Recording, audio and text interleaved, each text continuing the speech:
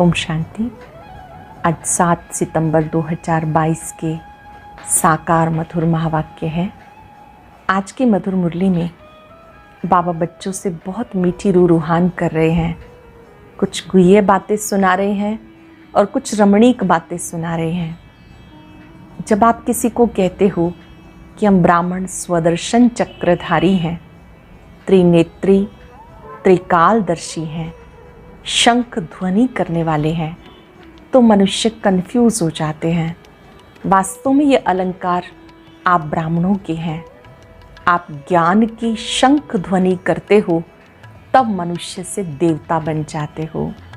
परिवार में रहते हुए आप इन बातों का कोर्स उठाते हो, ज्ञान की मुरली सुनते हो। ये काठ की मुरली नहीं, ये ज्ञान मुरली है जो मानव से देवता बनाती है। इन बातों को जो ब्राह्मण बच्चे हैं वही अच्छी रीति समझते हैं। इन ज्ञान रत्नों को धारण करके गुणवान बनना है और सदा हर्षित रहना है। ज्ञान रत्नों की धारणा करने के लिए बुद्धि रूपी बर्तन शुद्ध और पवित्र होना चाहिए। बच्चे कहते हैं, बाबा बुद्धि का ताला खोलो।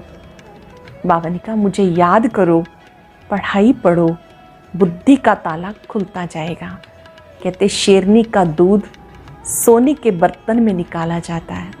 यहाँ बुद्धि रूपी बर्तन सोने का होना बहुत ज़रूरी है। बाबा जो ज्ञान की बातें सुनाते हैं, जो ज्ञान के अलंकार हैं, वो आप ब्राह्मणों के ही हैं। बहुत गुह्य बात समझाते बाबा ने कहा कि इस समय तुम बच्चों को बहुत बहुत हर्षित रहना है, कभी किसी को दुख नहीं देना है। ज्ञान की बातें जो सुनते हो ये औरों को सुनाने का शौक़ होना चाहिए। कोई भी रह ना जाए, सबको बाप का परिचय देते जाएं। जो बच्चे ऐसी सेवा करते हैं उनका भविष्य में बहुत ऊंचा पद होता है। सुनते हैं बाबा के मधुर बोल, बाबा के शब्दों में। बाबा कहते हैं, मीठे बच्चे, बाबा की शिक्षाओं को धारण कर तुम्हें गुणवान फूल बनना है। तुम्हें ज्ञान की रोशनी मिली है, इसलिए सदा हर्षित रहना है। बाप की शिक्षाओं को धारण कर तुम्हें गुणवान फूल बनना है। तुम्हें ज्ञान की रोशनी मिली है, इसलिए सदा हर्षित रहना है। कुछ न तुम बच्चों की कौन सी गुह्य रमणीक बातें हैं जो मनुष्य सुनकर मूंझते हैं। तुम कहते हो भी हम ब्राह्मण कुलभूषण स्वदर्शन चक्रधारी हैं, हम ज्ञान की शंख ध्वनि करने वाले हैं, हम त्रिनेत्री त्रिकालदर्शी हैं। ये देवताओं को जो अलंकार देते हैं ये सब हमारे हैं। ये बातें सुनकर मनुष्य मूंझते हैं। तुम कहते हो बाप मुख से जो नॉलेज देते हैं ये शंख ध्वनि है, इससे हम मनुष्य से देवता बनते हैं। इसी को मुरली कहा जाता है। काठ की मुरली नहीं, ये भी बहुत गुह्य रमणीक बातें हैं। इसे समझने में मनुष्य को मुश्किल लगता है। गीत है, यही बहार है। ओम शांति। मीठे मीठे ईश्वरीय संतान जानते हैं हमारे लिए सबसे ऊंची बहार ये मौसम है। बहारी मौसम में फूल आदि सब खिल जाते हैं। यह बेहद के बहार की मौसम, तुम पर ज्ञान की बरसात होती है तो सूखे कांटे से तुम फूल बन जाते हो। ये भी तुम ही जानो, नंबरवार पुरुषार्थ अनुसार। कोई तो बहुत खुशी में रहते हैं, हम इस ज्ञान वर्षे से कांटे से फूल बनते हैं। झाड़ जब एकदम सूख जाता है, एक भी पत्ता नहीं रहता। हर वर्ष ये हाल होता है। फिर बरसात में पत्ते भी सुंदर, फूल भी बड़े सुंदर हो जाते हैं। तो ये ज्ञान की बरसात है। बहारी मौसम बहुत फर्स्ट क्लास है। यह है कांटों की दुनिया। झाड़ कहता, मैं कांटों का झाड़ बन गया हूँ, फिर ज्ञान बरसात से फूलों का झाड़ बनता हूँ। तुम एक एक चैतन्य झाड़ हो ना। अभी तुम्हें ज्ञान की रोशनी मिली है जिससे तुम ऊंच पद पाते हो। तुम क्या से क्या बनते हो तुम जानते हो। अब हम अपवित्र से पवित्र बनते हैं। विष्णु भी युगल रूप है ना। साक्षात्कार जोड़ी रूप का होता है। विष्णु को 4 भुजाएं दिखाते हैं, परंतु उनको ज्ञान तो कुछ भी है नहीं। 2 रूप मिलकर डांस करते हैं। बाप समझाते, दीपावली होती है तो महालक्ष्मी आती है, तुम दोनों को बुलाते हो। आगे लक्ष्मी, पीछे नारायण होता है। लक्ष्मी 2 भुजा वाली होती है, महालक्ष्मी 4 भुजा वाली होती है। परंतु ये बातें अब तुम जानते हो, आगे बिल्कुल नहीं जानते थे। एकदम कांटे थे, अब फूल बन रहे हो। ग्रंथ में भी कहा, मनुष्य से देवता किए करत न लागी वार। देवताएं होते सतयुग में, वो है दैवी गुणों वाले। इस समय के मनुष्य हैं आसुरी अवगुणों वाले, तुम हो ईश्वरीय गुण वाले। ईश्वर बैठ तुम्हें गुणवान बनाते हैं। बाबा की शिक्षा से हम सर्वगुण संपन्न 16 कला संपूर्ण बनते हैं। अंडरलाइन करेंगे, बाबा की शिक्षाओं को धारण करने से हम सर्वगुण संपन्न 16 कला संपूर्ण बनते हैं। भारत की महिमा है, अर्थात भारत में रहने वालों की बड़ी महिमा गाते हैं, परंतु उनको ये पता नहीं उनको ऐसा बनाने वाला कौन। बड़े बड़े मंदिर बनाते हैं, परंतु उनके ऑक्यूपेशन का पता ही नहीं। तुम्हें बहुत रोशनी मिली है, तुम्हें बहुत हर्षित रहना है। वहाँ भी 21 जन्मों के लिए हर्षित रहेंगे। यहाँ हर्षित रहेंगे तो यहाँ के संस्कार काम आएंगे। 21 जन्म हर्षित रहेंगे। जानते हो हम 21 जन्मों का पद लेने के लिए पढ़ाई पढ़ते हैं। कमाई नॉलेज से होती है। गॉड फादरली स्टूडेंट लाइफ है।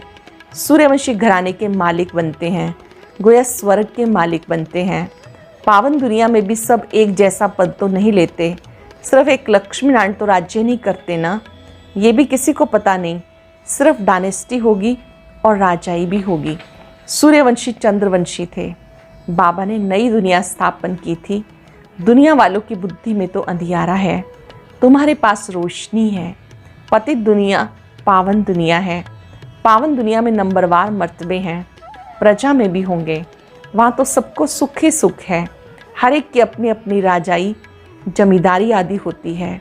पतित दुनिया में सब पतित हैं, परंतु उसमें भी नंबरवार हैं। जैसे सतयुग में ऊंच से ऊंच डायनेस्टी है लक्ष्मी नारायण की। राधे कृष्ण प्रिंस प्रिंसेस स्वयंवर के बाद लक्ष्मी नारायण बने हैं। लक्ष्मी नारायण की डायनेस्टी कहेंगे, राधे कृष्ण की डायनेस्टी नहीं कहेंगे।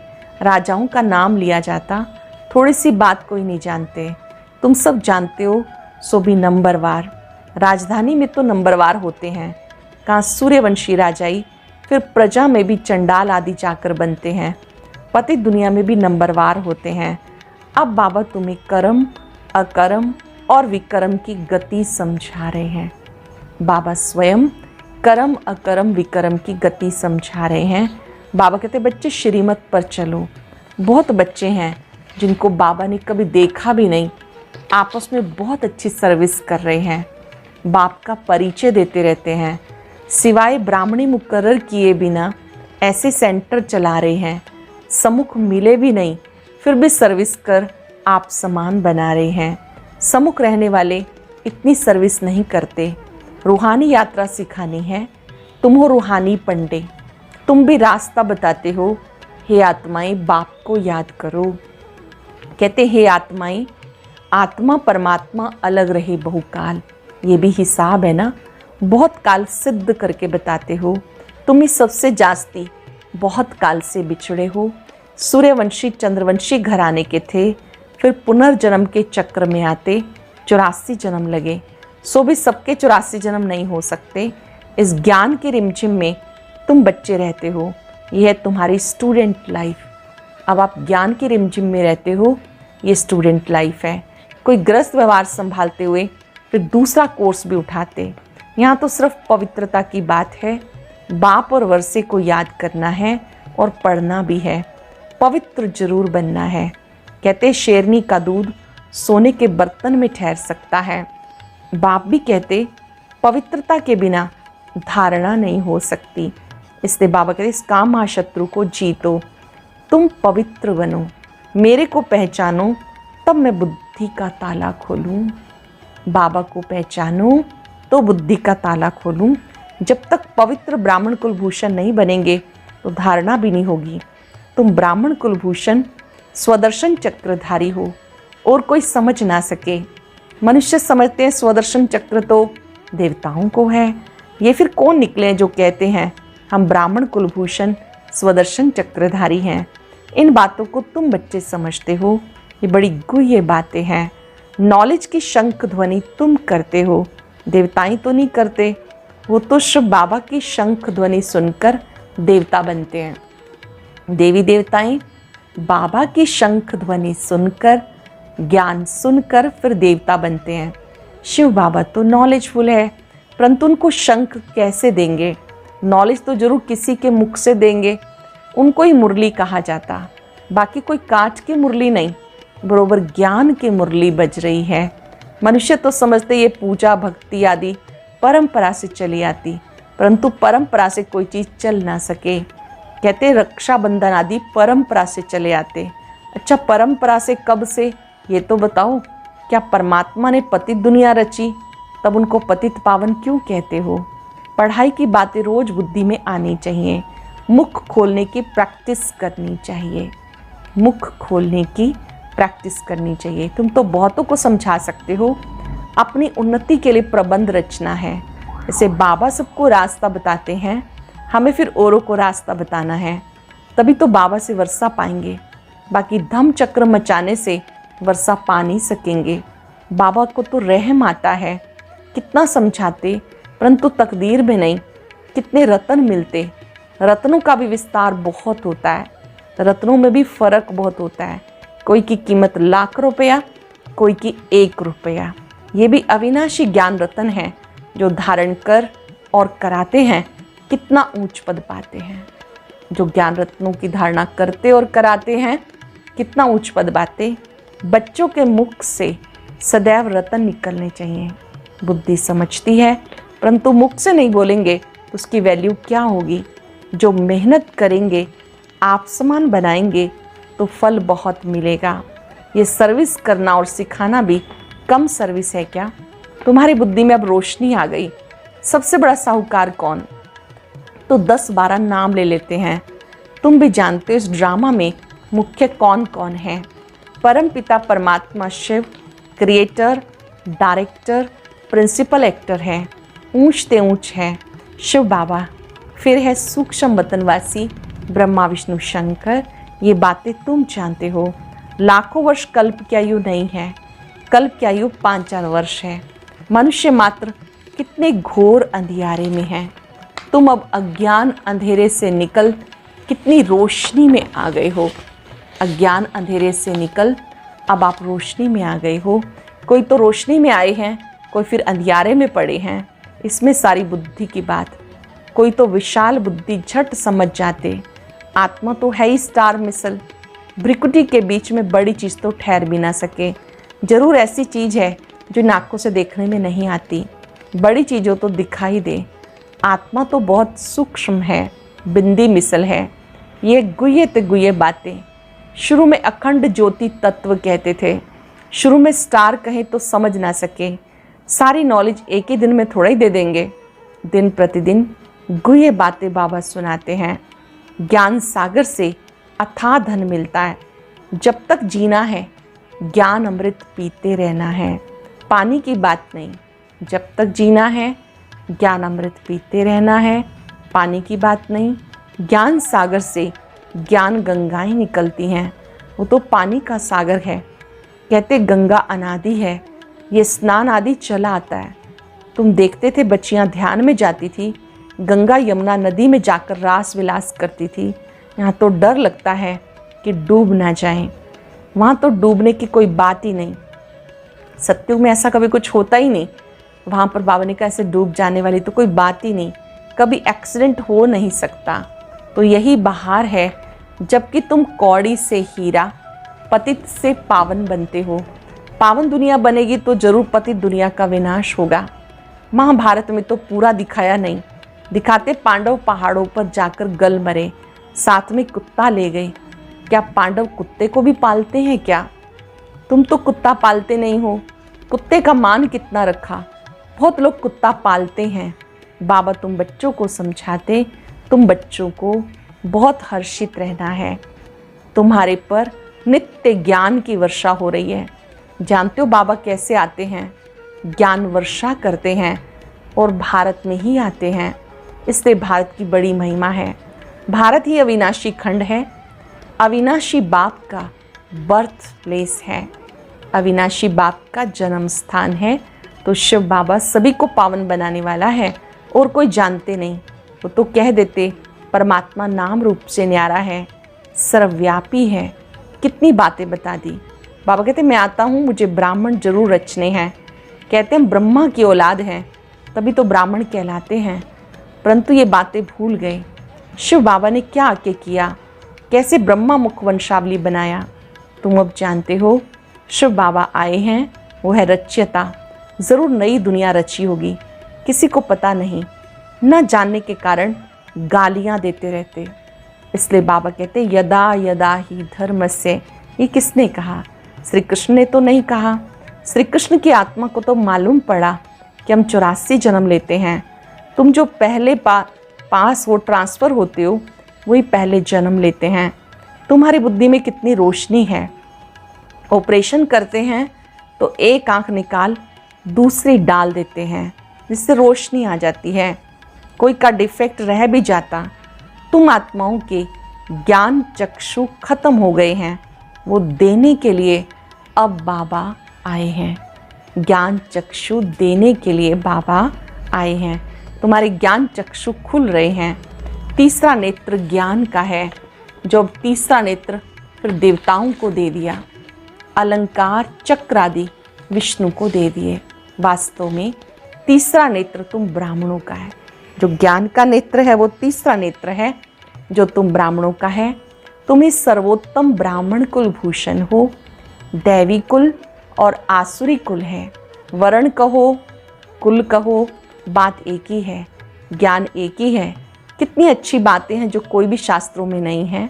तुम अब त्रिकालदर्शी, त्रिनेत्री, स्वदर्शन चक्रधारी बने हो। त्रिनेत्री, त्रिकालदर्शी, स्वदर्शन चक्रधारी बने हो। कमल पुष्प समान पवित्र रहने का पुरुषार्थ करने वाले हो। जानते हो किसकी आंख अच्छी खुली है, किसकी खुलती जाती है। आखिरी % खुल ही जाएगी। मुख से ज्ञान रतन निकलते रहेंगे, तभी तो रूप बसंत कहलाएंगे। मुख से ज्ञान रतन निकलेंगे तभी रूप बसंत कहलाएंगे। अब तुम मेहनत करो, पुरुषार्थ करना चाहिए। जितना हो सके ज्ञान में बड़ा हर्षित मुख, गंभीर, विशाल बुद्धि बन सुख महसूस करते रहना है। हर्षित मुख, गंभीर, विशाल बुद्धि बन सुख महसूस करते रहना है। स्वर्ग का वर्षा मिल रहा है और क्या चाहिए। कितनी खुशी मनानी चाहिए। अच्छा, मीठे मीठे सिक्के हृदय बच्चों प्रति माता पिता बाप दादा का याद प्यार गुड मॉर्निंग। रूहानी बाप की रूहानी बच्चों को नमस्ते। रूहानी बच्चों की रूहानी बाप दादा को नमस्ते, गुड मॉर्निंग। शुक्रिया बाबा, शुक्रिया। धारणा के लिए सार। पहली पॉइंट है, सदा ज्ञान की रिमझिम में रहना है। रूहानी पंडा बन सबको रास्ता बताना है। मुख से ज्ञान रतन ही निकालने हैं। ज्ञान मनन कर सदा हर्षित मुख, गंभीर, विशाल बुद्धि बन सुख का अनुभव करना और कराना है। आज का वरदान बहुत ही स्पेशल वरदान। धन कमाते अथवा संबंधों को निभाते हुए दुखों से मुक्त रहने वाले नष्टो मोहा ट्रस्टी भव। धन कमाते, संबंधों को निभाते हुए दुखों से मुक्त रहने वाले नष्टो मोहा ट्रस्टी भव। लौकिक संबंधों के बीच में रहते संबंध निभाना अलग चीज़ है, उनकी तरफ आकर्षित होना अलग चीज़ है। ट्रस्टी होकर धन कमाना अलग चीज़ है, लगाव से कमाना, मोह से कमाना अलग चीज़ है। नष्टो मोह ट्रस्टी की निशानी है दुख और अशांति का नाम निशान ना हो। नष्टो मोहा व ट्रस्टी की निशानी है दुख और अशांति का नाम निशान ना हो।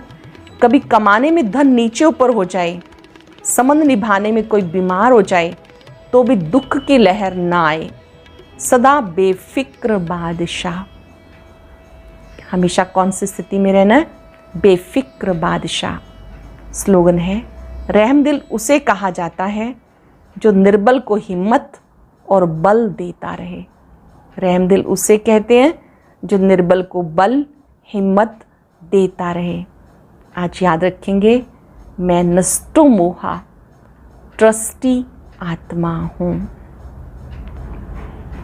मुझे बाबा ने सब कुछ करते हुए ट्रस्टी रहना सिखाया है। सब जिम्मेवारियां निभाते हल्का रहना सिखाया है। बाबा को अपने बोझ देकर, चिंताएं देकर मैं संपूर्ण नष्टो मोहा ट्रस्टी बन गई। मेरे सभी बोझ समाप्त हो गए। बाबा ने मुझे बेफिक्र बादशाह बना दिया। सब कुछ बाबा आपका है, मैं निमित्त मात्र संभालने के लिए हूँ। सब कुछ तेरा। इस एक पाठ ने मुझे डबल लाइट बना दिया, नष्टो मोहा बना दिया। शुक्रिया बाबा, शुक्रिया। ओम शांति शांति।